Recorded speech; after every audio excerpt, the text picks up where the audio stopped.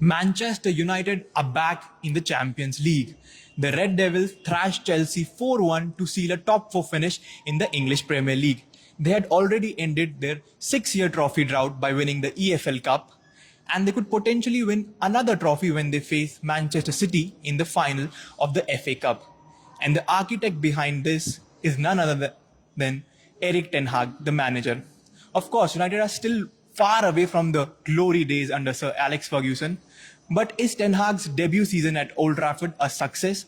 That's what we're going to discuss in this live. Hello and welcome to WION Sports Xtra. I am Nikhil Mathur and I'm joined by my sports editor Digvesh Deo and by my colleague Vidur Kathuria. It's been 10 years since Ferguson left. There have been 5 managers. Do United have the right man at the wheel? Clearly.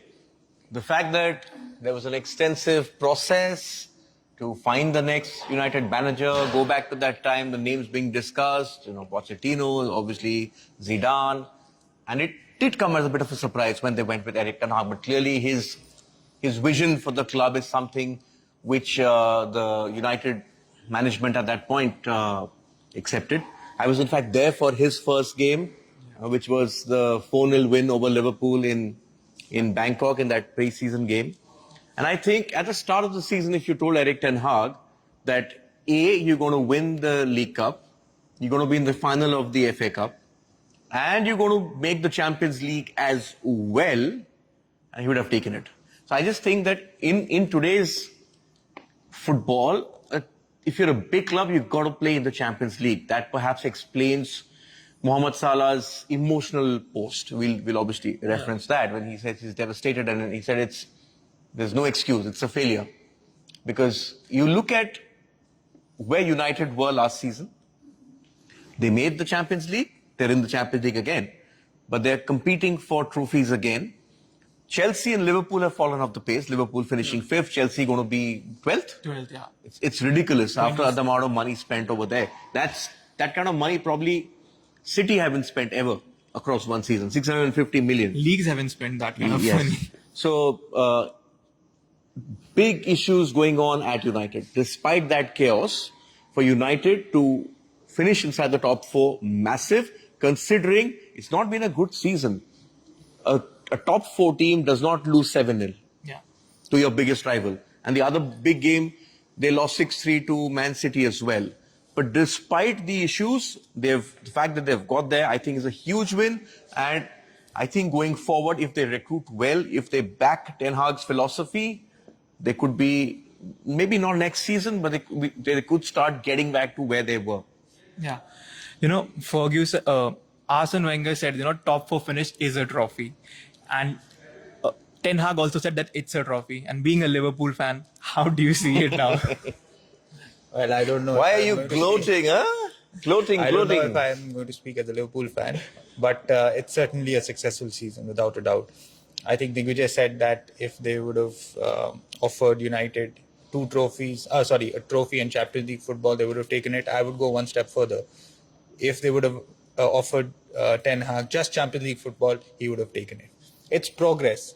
Yes. And that is ultimately what the United board wanted to see, progress. And even though they fell off the pace a little bit, now they won 3 games back to back and they've sealed the top 4 finish. Yes, other teams have not been at it this season, namely Liverpool, Chelsea, even Tottenham. But that's nothing to do with United. That's not their fault. That, of course, worked in their favour. But there has definitely been progress. And going forward, I think they're going to keep hold of their top players.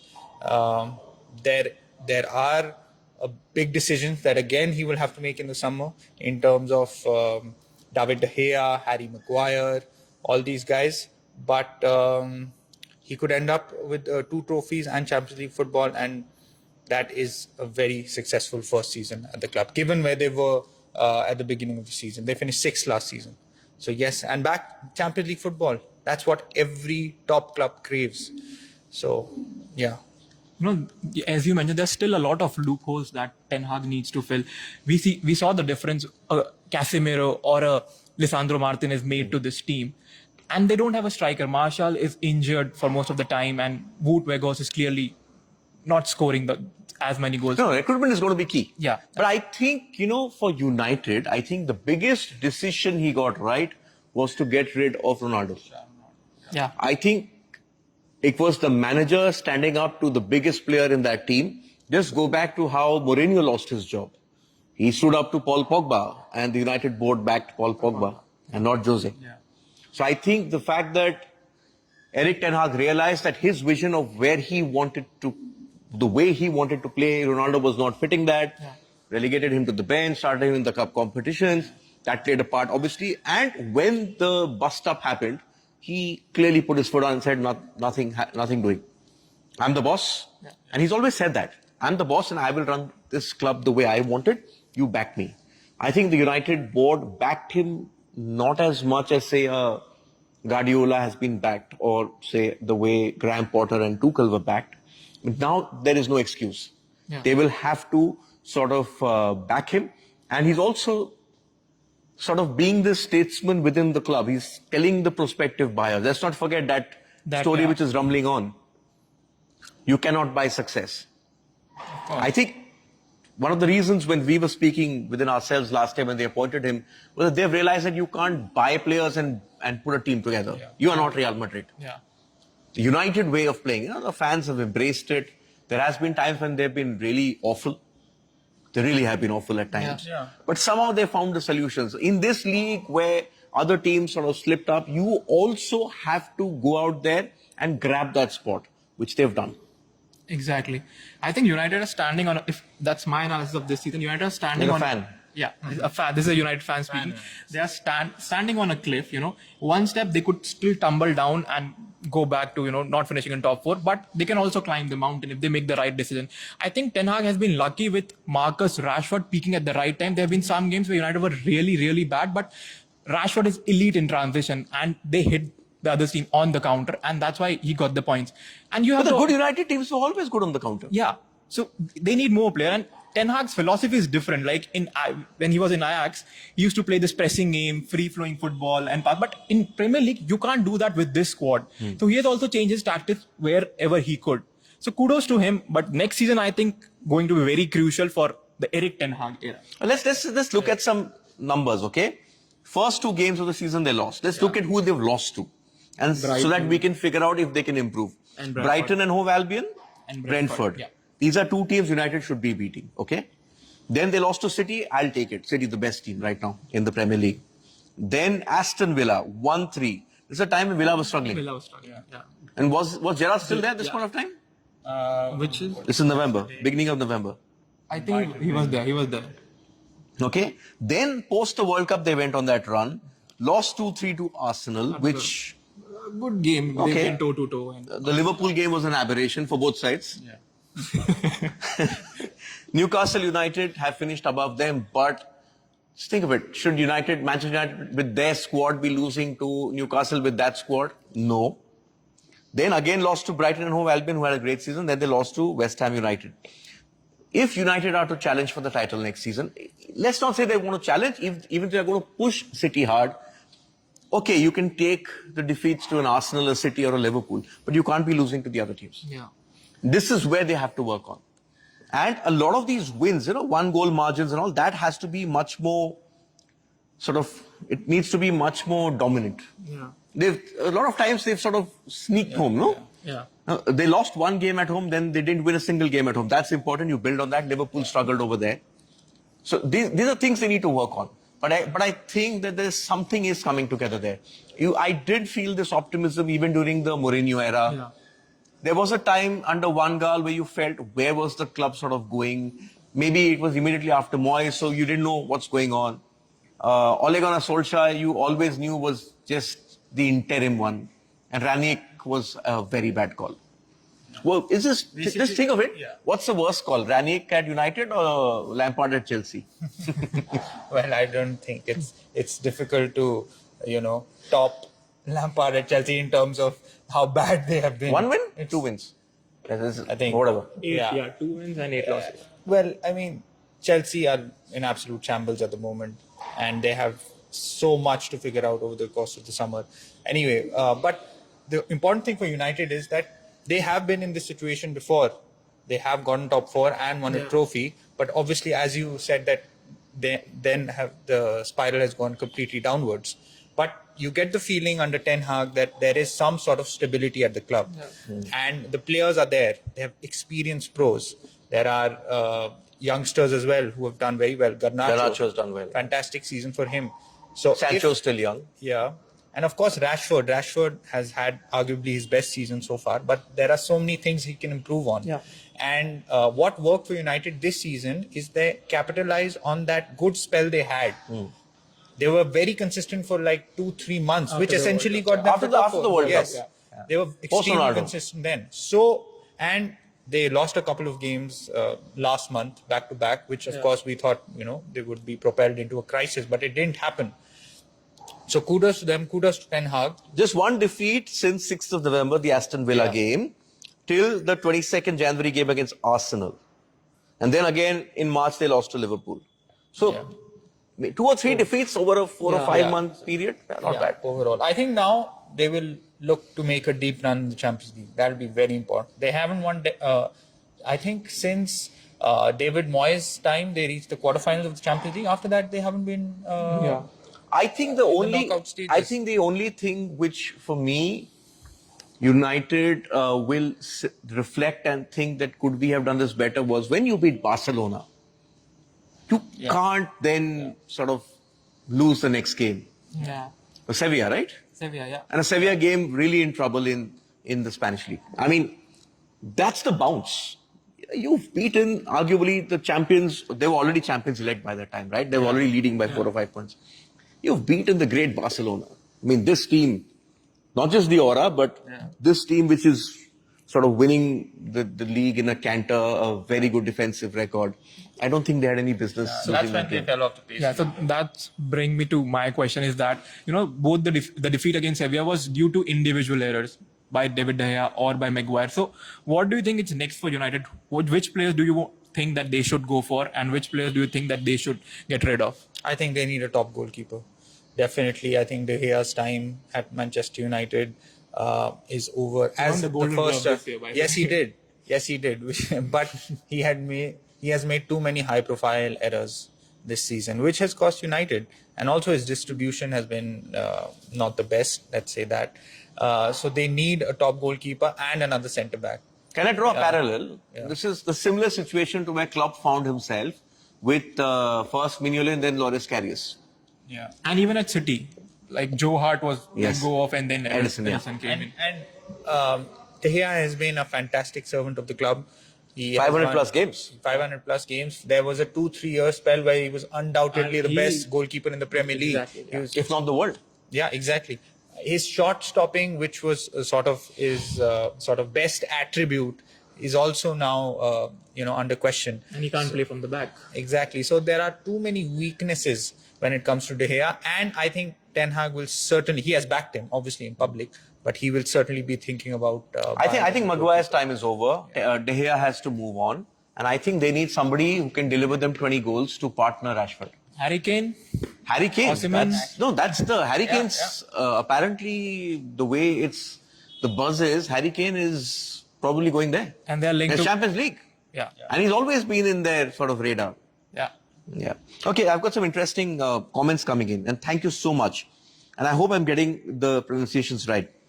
Elijah Pakima, is it Pakima? I'm sorry if I've got that wrong.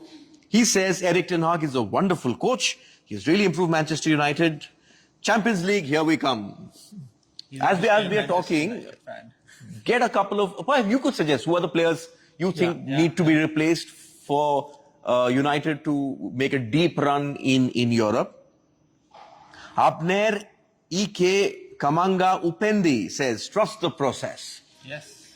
But who's going to trust the process? Is it going to be Sheikh Jassim? Is it going to be Jim Ratcliffe and Ineos? Or the Glazers? Or the Glazers, yeah. They may not just... Brian and Jerry says, very successful indeed. I think reflecting on what we said at the start, that Champions League plus 2 cup finals, 1 trophy and 1 could happen. Yeah. Emmanuel Martin says, no. Are you a City fan, Emmanuel? Ata Inyene Udo says, he also says, trust the process. Yeah. I think, when they appointed Ten Hag, there was a vision. Yeah. When Klopp was appointed, there was a vision. He came what, fourth? Eighth one season, fourth, and then they took off. When you're sort of rebuilding a team, you need 3 seasons. Yeah. It can't be hire and fire. Yeah. And a lot of these guys saying trust the process, because United as a club the belief is very important. The Champions League final in 1999, the belief is very important. Ten Hag has got that belief back in the fans and in the players. Yeah. So that also plays a big part in that. And also not just the fans, the ex-players. I mean, I remember when Ranić was there, or that series where everyone from Neville to Roy Keane to sort of Patrice Evra were just mouthing off because they were not happy, which was what was going on in the club. They were not happy with the club, and Ranić again was an interim manager. Yeah, so obviously as Ronaldo said, I didn't even know who he was. We had to Google him. Yeah. So there is definitely reason to be optimistic with Manchester United, which the fans are, and there are things for them to figure out. But very good first season under Ten Hag, and progress is the most important thing, which they have made. Okay, we have a poll and we have a result. This is for you, Nikhil. Is Erik Ten Hag's first season at Manchester United a success? 62.5% say yes, 37.5% say no. Maybe they are City fans, or Two-thirds. They want trophies, more Or, trophies. as we say in India, ye dil mange more. Yeah. We want more. We want more. Okay. Yeah. That's done with this. What's happening at 6:30? I can say one big story which we will be covering is ahead of the French Open. The draw came out last evening, and Vidur is going to take us through that. Casper Ruud, 2-time finalist in the Grand Slams last year, French Open finalist, out losing to Chile's Nicolas Jarry in 3 sets in Geneva. Not a good sign. He's been shaky. Yeah. And many are saying that Casper Ruud has got an easier draw. The draw wasn't very fair. What's your take? Because you made the crunch the numbers and saw that draw. Okay, but if you don't know, Djokovic and Alcaraz, semi-finals. Yes, oh, that's Djokovic interesting. and Alcaraz are in the same half, which is the major headline coming from the French Open draw. Then, of course, we could have Casper Ruud versus Daniel Medvedev in the other semi-final. Medvedev, of course. No Tsitsipas? We're not banking on Tsitsipas. Well, I think Tsitsipas, is in the other half. Yeah, with I think Djokovic and Alcaraz, and the other final will be Tsitsipas and Bruna.